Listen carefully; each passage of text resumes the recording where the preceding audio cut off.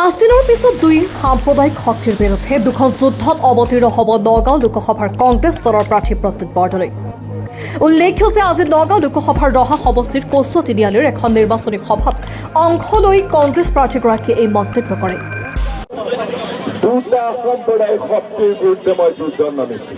মই কৈছোঁ আৰু হিমন্ত বিশ্ব শৰ্মাৰ চৰকাৰে মানুহক ইলেকশ্যনৰ আগতে এতিয়া ঘৰে ঘৰে গৈ পেলাই ফৰ্ম বিলাইছে নাই?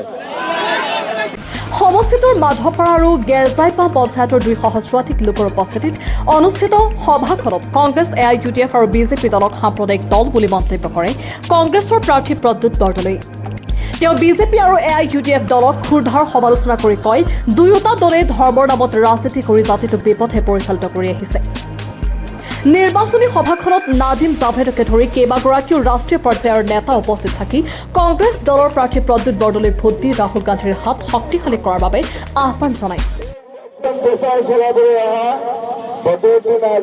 হেলিকপ্টাৰ এখন আছে হিমন্ত বিশ্ব শৰ্মাই তেওঁক দিয়া।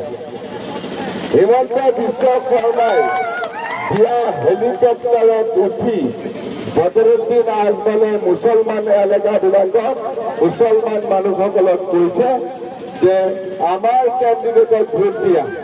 এতিয়া অপেক্ষা মাথো নিৰ্বাচনলৈ। নগাঁৱৰ জনতাই পুনৰ প্ৰদ্যুৎ বৰদলৈক দিল্লীলৈ পঠিয়াই নে নাই সেয়া নিৰ্বাচনৰ পিছতহে লক্ষ্য দিয়া হ'ব।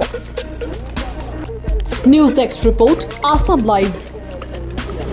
আৰু হিমন্ত বিশ্ব শৰ্মাই বাকীখন দুনিয়াত গৈ পেলাই কৈছে যে আমাৰ মানুহবিলাক দিয়া। দুটা সাম্প্ৰদায়িক দল পৰস্পৰৰ পৰিপূৰক।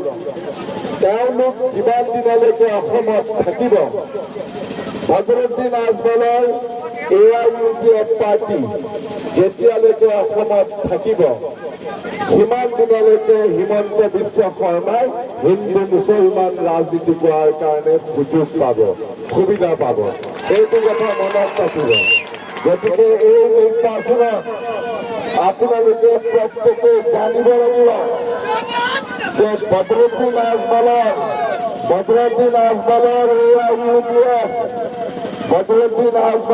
AIUDF আল্লাহ একো নহয়, বিজেপি দলৰ বিৰুদ্ধে।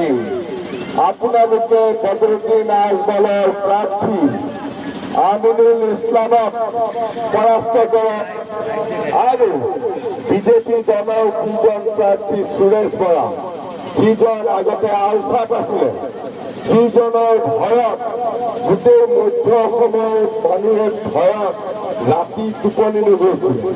এই ডক্টৰ সিঙৰ ডাইলগটো মনত আছে নাই? সো যাও বাচ্চে সো যাও, ডক্টৰ সিং আ ৰহা হে। তেনেকে এটা সময়ত নগাঁৱৰ মানুহে কৈছিলে, সো যাও বাচ্চে সো যাও, সুৰেশ বৰা আয়েগা, সুৰেশ বৰা আ ৰহা হে। গতিকে আপোনালোকে সিদ্ধান্ত ল'ব যে কোন আপোনালোকৰ শক্তিশালী জনপ্ৰতিনিধি হৈ দিল্লীত পাৰ্লিয়ামেণ্টত গৈ আপোনালোকৰ প্ৰতিনিধিত্ব কৰিব পাৰিব। কোনে গৈ দিল্লীত হিন্দী আৰু ইংৰাজীত আপোনালোকৰ হৈ আপোনালোকৰ চাওক, পীযুষ হাজৰিকাই কি কৈছে বেবেৰিবাং কথা কৈ পেলাই তেওঁ বিভিন্ন ধৰণে মানুহবিলাকক বিভ্ৰান্ত কৰিবৰ কাৰণে কৈ আছে। পীযুষ হাজৰিকা হিমন্ত বিশ্ব শৰ্মাৰ একমাত্ৰ লক্ষ্য হ'ল যে হাজাৰ হাজাৰ মানুহে যেতিয়া মোৰ সমৰ্থনত স্বতঃস্ফূৰ্তভাৱে ওলাই আহিছে, তেওঁ বিভ্ৰান্ত কৰিবৰ কাৰণে মনে সজা কিছুমান কথা কৈছে। তেওঁলোকৰ জুমলাবাজিৰ কাৰণে তেওঁলোক বিখ্যাত, কুখ্যাত, তেওঁলোকে পৃথিৱী বিখ্যাত। গতিকে পীযুষ হাজৰিকাই কি কৰিছে, হিমন্ত বিশ্ব শৰ্মাই কি কৈছে আৰু তেওঁলোকৰ বন্ধু বদৰুদ্দিন আজমলে কি কৈছে, সেই লৈ পেলাই মই কোনো ধৰণৰ প্ৰত্যুত্তৰ নিদিওঁ। ৰাইজে ইতিমধ্যে মন বান্ধি লৈছে, তেওঁলোকে কংগ্ৰেছ দলৰ এই হাতত ভোট দিব। মুঠত কুট কথা হ'ল সেইটোৱে। শুনক, কোনে বদৰুদ্দিন আজমলক সুধিবচোন আপোনালোকে, প্লিজ প্লিজ। বদৰুদ্দিন আজমলক এতিয়া আহিব চাগে,